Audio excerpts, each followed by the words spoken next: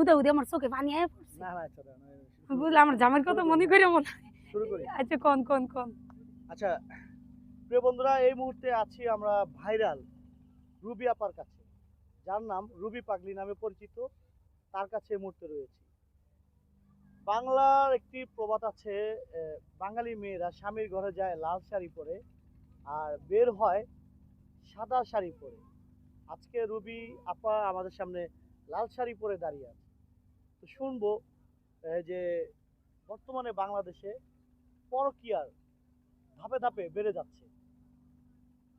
কেন পরকীয়া বেড়ে যাচ্ছে? লাল শাড়ি পরে স্বামীর ঘরে যাবে, সাদা শাড়ি পরে স্বামীর ঘর থেকে বের হবে, পরকীয়া করে কেন বের হবে, সেই বিষয়টা আজকে আমরা জানবো রুবি আপার কাছে। আপা, জি শুরুতে একটু ক্যামেরা দিকে জি একটু বলেন। শুরুতে একটু বলবেন, আমি যে কথাটা বললাম হুম। বাঙালি মেয়েরা লাল শাড়ি পরে আপনার মতো লাল শাড়ি